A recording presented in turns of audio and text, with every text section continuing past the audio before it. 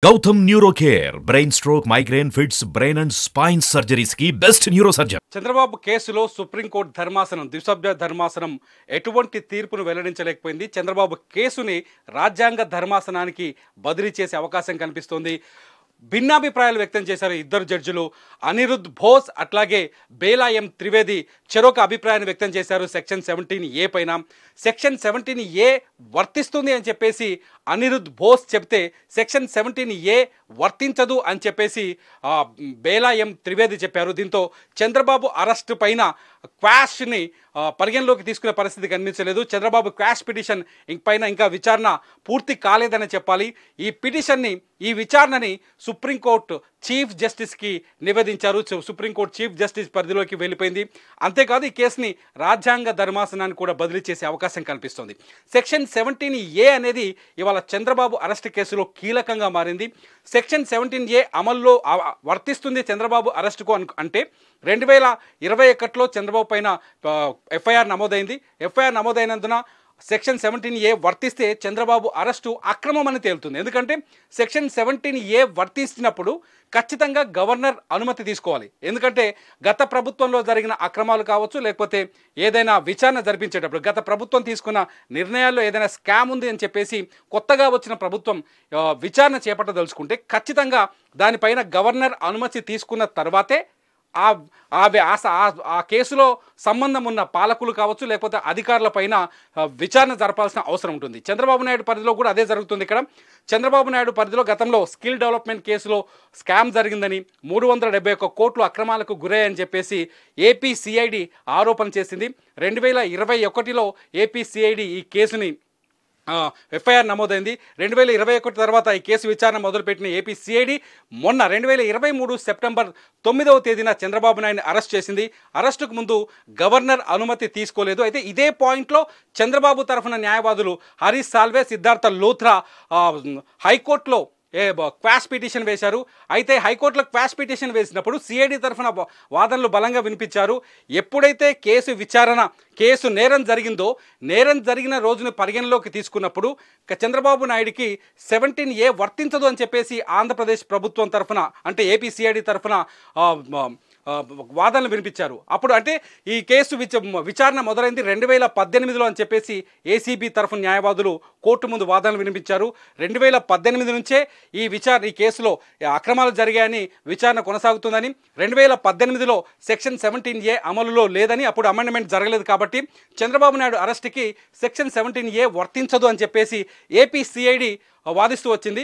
అయితే హైకోర్టు కూడా AP CID వాదనలను ఏకీభవించడంతో ఈ కేసు పైన క్వాష్ పిటిషన్ దాఖలు చేసిన చంద్రబాబు క్వాష్ పిటిషన్ని అప్పుడు హైకోర్టు డిస్మిస్ చేసింది. దీంతో హైకోర్టు తీర్పు పైన చంద్రబాబు తరఫున న్యాయవాదులు సుప్రీంకోర్టుకు వెళ్లారు. సుప్రీంకోర్టులో ఈ కేసు విచారణ అక్టోబర్ 17 వరకు కొనసాగింది. అక్టోబర్ 17 వరకు జస్టిస్ అనిరుద్ బోస్ అట్లాగే జస్టిస్ బేలా ఎం త్రివేది ఈ కేసుని విచారించారు. ఈ ఇద్దరు ద్విసభ్య ధర్మాసనం ఈ కేసు పైన తీర్పును రిజర్వ్ చేస్తూ ఇవాళకి వాయిదా వేశారు. కొద్దిసేపటి క్రితమే ఈ ఇద్దరు జస్టిస్లు వేరువేరుగా తమ తీర్పులు చెప్పారు. జస్టిస్ అనిరుద్ బోస్ చెప్పారు సెక్షన్ 17A వర్తిస్తుంది అని చెప్పారు. వర్తిస్తుందంటే చంద్రబాబు తరఫు న్యాయవాదులకు అనుకూలంగా ఈ కేసు విచారణ వస్తుంది అనుకోవచ్చు. ఒకవేళ అదే బేలా ఎం త్రివేది ఏం చెప్పారు, సెక్షన్ 17A వర్తించదు అని చెప్పారు. ఇద్దరు జడ్జిలు భిన్నాభిప్రాయాలు వ్యక్తం చేయడంతో ఈ కేసుని చీఫ్ జస్టిస్ బెంచ్కి రెఫర్ చేయడం జరిగింది. చీఫ్ జస్టిస్ బెంచ్ ఈ కేసు పైన ఒక నివేదికను కానీ వివరణ కానీ ఇవ్వాల్సిన అవసరం ఉంది. అంతేకాకుండా అంటే చంద్రబాబు కేసు ప్రస్తుతానికి ఈ క్వాష్ పిటిషన్ అనేది సెక్షన్ 17Aతో ముడిపడి ఉన్న ఈ క్వాష్ పిటిషన్ చీఫ్ జస్టిస్ ముందుకు వెళ్ళింది. చీఫ్ జస్టిస్ ముందుకే కాదు రాజ్యాంగ ధర్మాసనానికి కూడా వెళ్ళే అవకాశం కనిపిస్తుంది. ఎందుకంటే 2018లో సెక్షన్ 17A అమెండ్మెంట్ జరిగింది. సెక్షన్ 17A అమెండ్మెంట్లో ఏదైనా గత ప్రభుత్వం నుంచి కావచ్చు, లేకపోతే అధికారులం కావచ్చు, ఏదైనా అవినీతి కేసులో విచారించే ముందు ఖచ్చితంగా ఉన్నతాధికారుల అభిప్రాయాన్ని తీసుకోవాలి, వారికి సమాచారం ఇవ్వాలి, వారి అనుమతి తీసుకున్న తర్వాతే ఈ కేసులపైన విచారణకు ముందుకెళ్ళాలి. కానీ సెక్షన్ 17A అమలుకు వచ్చినప్పుడు చంద్రబాబు విషయంలో కూడా అదే వర్తిస్తుంది. సెక్షన్ 17A అమల్లో వర్తించినప్పుడు ఏం జరుగుతుందంటే ఖచ్చితంగా గవర్నర్ అనుమతి తీసుకోవాల్సిన అవసరం ఏర్పడుతుంది. అప్పుడు ఖచ్చితంగా క్వాష్ ముందుకు వెళ్తుంది. చంద్రబాబు అరెస్టు పైన చంద్రబాబు తరఫు న్యాయవాదులు వేసిన క్వాష్ అమల్లోకి వస్తుంది. ఆ పిటిషన్ రద్దు, చంద్రబాబు అరెస్టు అక్రమం అని తేలుతుంది. ఒకవేళ సెక్షన్ 17A అమల్లోకి రాదు 2018కు ముందు నుంచి అంటే విచారణ మొదలైన తేదీని పరిగణలోకి తీసుకోవాలా? ఇక్కడ ఒక పాయింట్ తీసుకోవాల్సి ఉంది. విచారణ మొదలైన తేదీని పరిగణలోకి తీసుకోవాలా, లేకపోతే నిందితుడిని పరిగణలోకి తీసుకోవాలా? నిందితుడి పైన కేసు నమోదైంది 2021లో. ఇందులో విచారణ మొదలైంది అని చెప్తుంది ఆంధ్రప్రదేశ్ ప్రభుత్వం 2018లో. 2018లో విచారణ మొదలైనప్పుడు 17A వర్తించదు. 2021లో కేసు నమోదైంది కాబట్టి సెక్షన్ A వర్తిస్తుంది. దీంతో ఈ కేసు కొంత కన్ఫ్యూజన్లోకి వెళ్ళిపోయింది. ఈ కేసు మొత్తం న్యాయ వ్యవస్థలోనే ఒక బెంచ్ మార్క్గా మారబోతోంది. దీంతో చంద్రబాబు నాయుడిని క్వాష్ పిటిషన్ పైన రాజ్యాంగ ధర్మాసనం విచారణ చేపట్టాల్సిన అవసరం ఏర్పడుతుందని చెప్పేసి న్యాయ నిపుణులు అంచనా వేస్తున్నారు.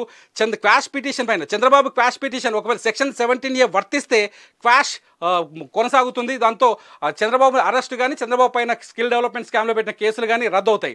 లేదు క్వాష్ పిటిషన్ కాలేదు, 17A అమల్లోకి రాదు అన్నప్పుడు క్వాష్ రద్దు అవుతుంది, వీళ్ళ పిటిషన్ రద్దు అవుతుంది.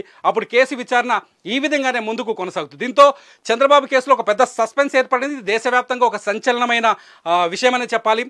జస్టిస్ అనిరుద్ బోస్ ధర్మాసనం, అనిరుద్ బోస్, జస్టిస్ బేలాయం త్రివేదీలు భిన్నాభిప్రాయాలు వ్యక్తం చేయడం, ఇద్దరు వేర్వేరు తీర్పులు చెప్పడం, వేరువేరుగానే తీర్పులు చదివి వినిపించారు. ఒకరు సెక్షన్ 17A వర్తిస్తుందన్నారు, ఒకరు వర్తించరన్నారు. దీంతో case supreme court chief justice bench మీదకి వెళ్ళింది. సుప్రీంకోర్టు చీఫ్ జస్టిస్ దీనిపైన విచారణ జరపాల్సి ఉంది. అంతేకాదు దీని రాజ్యాంగ ధర్మాసనం కూడా బదిలీ చేసే ఛాన్సెస్ ఉన్నాయని చెప్పేసి న్యాయ నిపుణులు చెబుతున్నారు. దీంతో చంద్రబాబు కేసు ఇప్పుడు దేశవ్యాప్తంగా సంచలనంగా మారిందని చెప్పాలి.